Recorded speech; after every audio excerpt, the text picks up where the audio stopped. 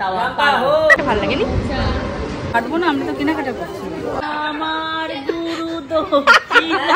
এটা আমাকে গিফট দিয়েছে। কে রে? উনি। এগুলো অসাধারণ ভালো না। হ্যালো। এক শনিবারের সকালে আমরা সবাই মিলে বেরিয়ে পড়েছিলাম শান্তিনিকেতনের উদ্দেশ্যে। হ্যালো মাসি, হ্যালো হ্যালো।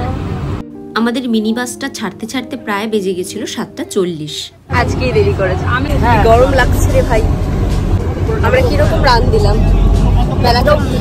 ব্যারাকপুর অব্দি গিয়ে আমাদের মনে পড়েছে চার্জার নাই নেই ফোনে। আবার যাচ্ছি, আবার স্টার্ট হলো নতুন করে আমাদের। আমরা শান্তিনিকেতন যাচ্ছি ডানকুনি হয়ে। যেতে প্রায় 4 ঘন্টা সময় লাগলেও মিডলে আমরা এক জায়গায় দাঁড়িয়েছিলাম ব্রেকফাস্টের জন্য। এটাই তো ব্লগের মজা। ব্রেকফাস্টের জন্য আমরা দাঁড়িয়েছিলাম মির্চি হাইওয়েতে। এখানে আমি আগেও এসেছি আর এখানকার ধোসাটা আমার ফেভারিট।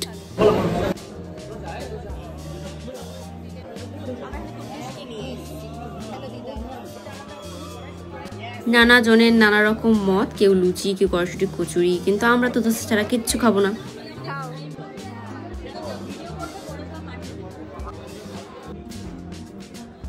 কি হয়েছে গো? ভালোবাসা। আরে এই যে শার্টার, চলো। ব্রেকফাস্ট ছেড়ে আমরা আবার বেরিয়ে পড়লাম আমাদের পথের উদ্দেশ্যে। কুট্টুসে যাচ্ছে, একটু ভয় পাচ্ছে কুট্টুস। ঠিক আছে, সুমিকে দেওয়া হবে না, কারণ সুমির খুব ঠান্ডা লেগেছে।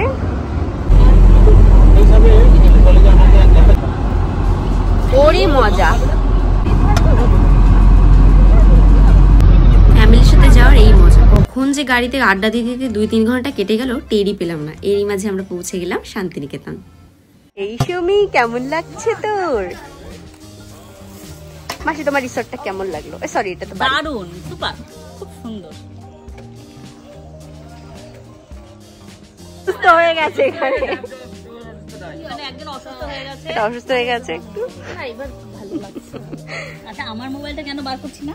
আরে এই না না, ও 250 টাকা খায়নি, লেবু ধরেছে লিটারালি। হে ভগবান। আমাদের স্টের ভিউটা উপর থেকে ছিল এরকম, আর আমাদের দোতলায় এই রুমটা থেকেই শুরু করলাম দেখানো।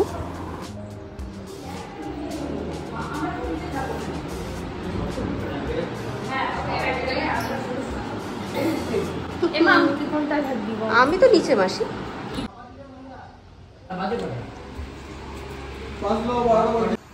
কি রোদ।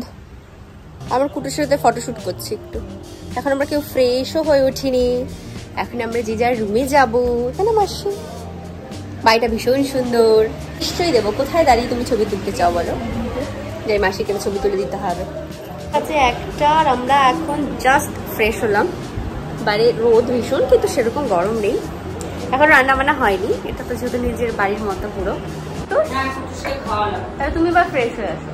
তো সবসময় ভালো লাগে শান্তিনিকেতন আমার কাছে। হ্যাঁ, মানে পরিবেশটা এত সুন্দর বাইরে দিয়ে। আর ওটা কি কুট্টুসের নেকড়া? কাপড়টা ধুয়ে দিলাম, ওকে মুখ মুছলাম, গাটা মুছে দিলাম। তুই খাবি?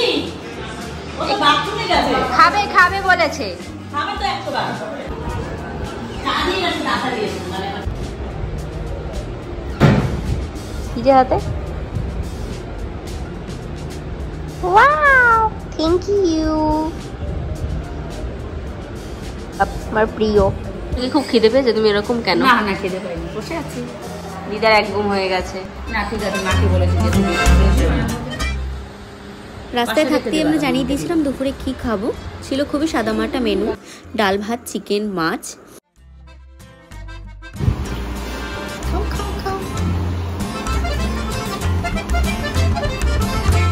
এই মাছটা ভাঙি, তুমি হাতটা এখন রেডি সোনাঝুরি হাটে যাওয়ার জন্য। আর এই যে আমাদের কুট্টুস সব জায়গায় আমাদের সাথে যায়।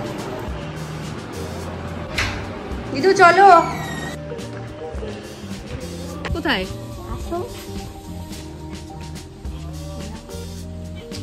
গোলাপটা দেখাতে নিয়ে এসছে আমাকে আমার বউ। সুন্দর ফুল তুলতে নেই, গাছে কত ভালো লাগছে। এইখানটা দেখো কত ফুল গাছ। তুমি তোমার খুব স্মার্ট লাগছে। Smart pant. ওই দেখো কত ও হ্যাঁ, ওখানে কাঠগোলাপ, এখানে বোধহয় গোলাপি কালারের জবা, খুব ভালো লাগে দেখতে। এখন আমরা যাচ্ছি কোথায়? সোনাঝুরি হাটে। চলো যাওয়া যাক। আরে বাহ, খুবই ভালো লাগছে।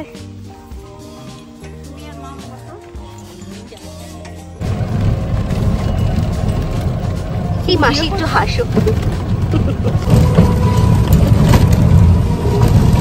বাহ, অলরেডি শুরু হয়ে গেছে। হ্যাঁ,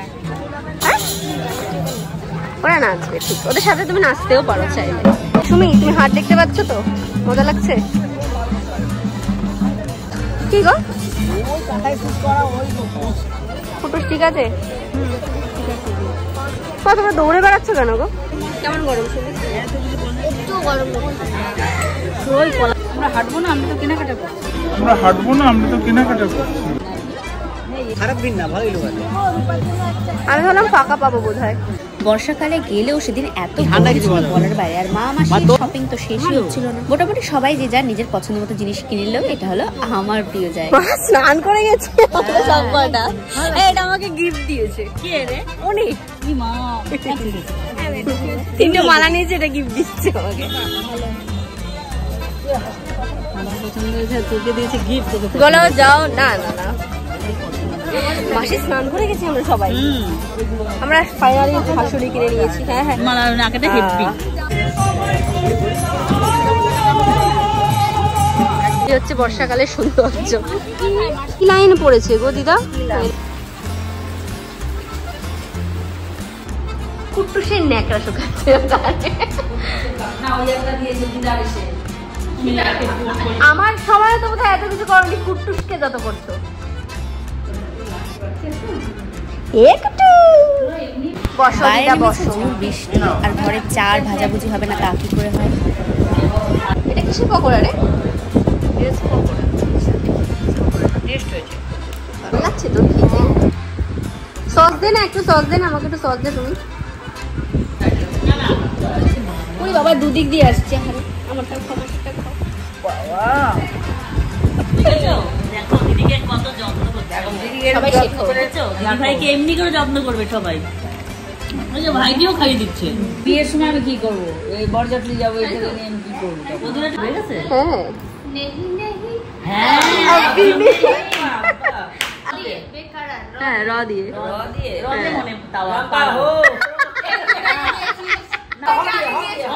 আমার গুরু তো কে জানা বাবা ম দিয়ে। मैं तेरा दुश्मन। সেটাই কিন্তু না, পরে মরে নেই গানটা। কই গো কই গো কই আমার বকুল ফুল কই, ছোটবেলার পুতুল খেলার সঙ্গী সেই বকুল ফুল কই। হ্যাঁ, আবার রসই ই দিয়ে, রসই রসই। ওরে ঈদ মোবারক, ঈদ মোবারক টানে নিয়ে আসো গান বলে মতো। পরের দিন সকালবেলা আমরা তাড়াতাড়ি রেডি হয়ে গেছিলাম, কারণ আমাদের যাওয়ার কথা ছিল তারাপীঠ। সবই দেখানো উচিত মানুষকে। সিঁড়ির কোথায় ঘুরছিল, সুন্দর লাগছে, খুবই অসাধারণ। এই বাচ্চা, তুমি রেডি হয়েছো? বাবা সুইট। এখানে আমি হাফ মরা হয়ে আছি। এই আমার চশমা কোথায়? চল নিচে চল। খেতে দেয়নি, তুমি সবার লাস্টে খাচ্ছ। কষ্ট পেলাম আমি তোমাকে। মামা রেডি হচ্ছে কত? চলো সবাই গাড়ি দুটো বড়। চলো চলো, খুঁজে বেড়াচ্ছি সারা ঘরে আমি, দেখো অসভ্য। অলরেডি ঘেমে চোখ জ্বলছে কেন কেড়ে, এই তো বাঁধবে। সবাই বেরিয়ে গেছে, চলো। এ বাবা কোথায়? হ্যাঁ একটু সরু জায়গা, চলো ওঠো। আজকে ব্যাক সিটে খালি আমি আর তারাপীঠের কোনো ক্লিপই সেভাবে তোলা হয়নি। শান্তিনিকেতন থেকে তারাপীঠের রাস্তা প্রায় 2 ঘন্টার, আর রাস্তাও ভীষণই খারাপ। ফেরার পথে আমরা কঙ্কালীতলা, শান্তিনিকেতনের অন্যতম একটা আকর্ষণ, সেখানেও গিয়েছিলাম। কোথায় যাচ্ছে আমার মা, কেন যাচ্ছে কে জানে। পেছনেও তাকায় না। আর একটা পুকুর আছে না? আর তুই ধর একটা দেখে না, ওই পুকুর আর ওখানে একটা পুকুর আছে না? ওই তো মা কোন ওই তো পা করে ধোয়ে না কিছু না, সেটা কোন জায়গায়? মায়ের কঙ্কালের নাম মতো। ও ওই তোমাদের কি তোমাদের কি ভালোবাসা এটা? না আর ওদিকে নাই, চল আয়। তুই গরুর বান্ডিল লেগেছিস কি করবি? হ্যাঁ না বান্ডিল আয় মাসো। বলে ওই দিকে যাবি। মাসি যে জাতের জিনিস সে তো তার কাছেই যাবে। এটা শান্তিনিকেতনের অন্যতম একটা দেখার জায়গা। এটা 51 পীঠের শেষ পীঠ। বলা হয় সতীর কপাল নাকি এখানে পড়েছিল, তাই সে অর্থে প্রচুর মানুষ এখানে আসেন। ভিতরে ফটোগ্রাফি অ্যালাউড না থাকলেও যেটুকু করা সম্ভব হয়েছে সেটুকুই করেছি। এই পুকুরটাই হলো এখানকার প্রধান আকর্ষণ। পুজো আমাদের কারোর দেওয়ার কথা ছিল না, আমরা মূর্তি দর্শনই প্রধানত গেছিলাম। চলো এবার খেতে, চলো এবার খেতে। সবাই মিলে খেতে চলে গেছিলাম বনবিথি রেস্টুরেন্ট, যেটা শান্তিনিকেতনে খুবই নামকরা একটা রেস্টুরেন্ট। থ্যাংক ইউ আমাকে দরজাটা খুলে দেওয়ার জন্য। লাইটটা এরকম ফ্র্যাকচুর করছে কেন?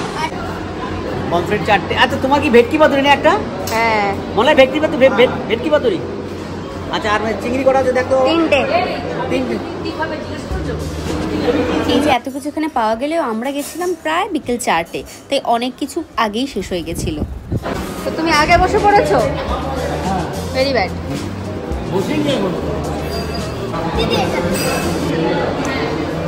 তুই কি আমার জন্য জায়গা রেখেছিস? বাহ, কি বলছো?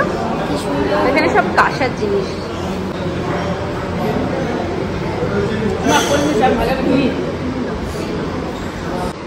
আলু পোস্তটা কেউ খাচ্ছে না। এই শুনি তরকারিটা ভালো লাগেনি। বাইরে খুবই বৃষ্টি হচ্ছে।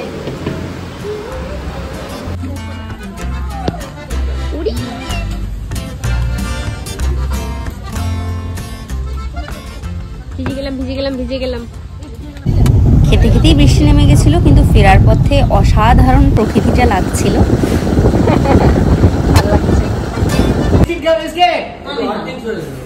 বিকেলে আবার সবাই মিলে আড্ডা, সাথে ছিল মোমো। আমি এইটা আচ্ছা হ্যাঁ, তোর আজকে মেনু দেখো আমাদের। এখানে আছে সাদা ভাত, এখানে রয়েছে চাটনি, মানে আগেই চলে এসেছে সেটা আলাদা ব্যাপার।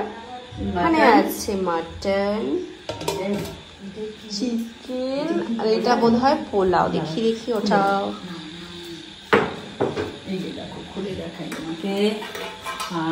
শাবাশ। এই যে আজকে আমাদের ডিনার হবে। আমরা এত লেটে লাঞ্চ করেছি, আমাদের ডিনার অনেক লেটে হবে এখন। এই সালাড কাটিং, সালাড।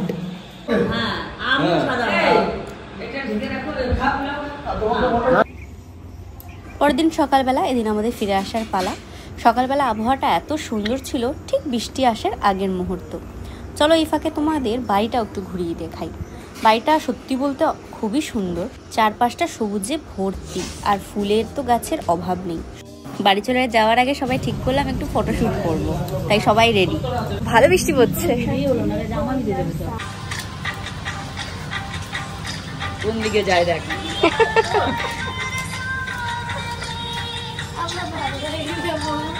কেন চল কি যা না, আমি কিছু করতে পারছিলাম না।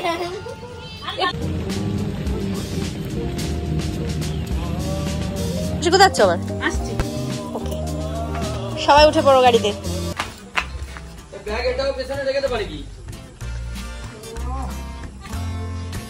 এই মাসি তুমি রেডি 4 ঘন্টা যাওয়ার জন্য?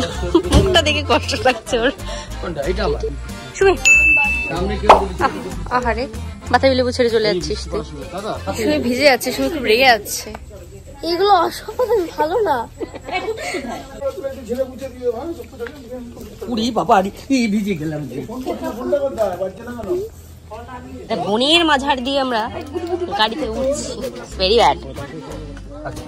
তাহলে বাই বাই শান্তিনিকেতন নাকি?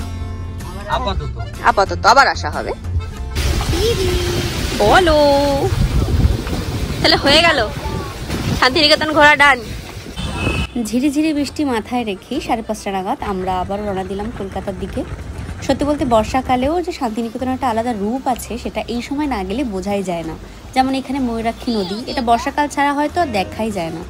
ফেরার পথেও আমরা শক্তিগড়ে দাঁড়িয়েছিলাম, সবাই একটু ঝালমুড়ি খেলো আর ল্যাংচা নিয়ে সবাই বাড়ি পথে আবার রওনা দিলাম। এভাবেই কেটে গেল আমাদের শান্তিনিকেতনের ট্যুর।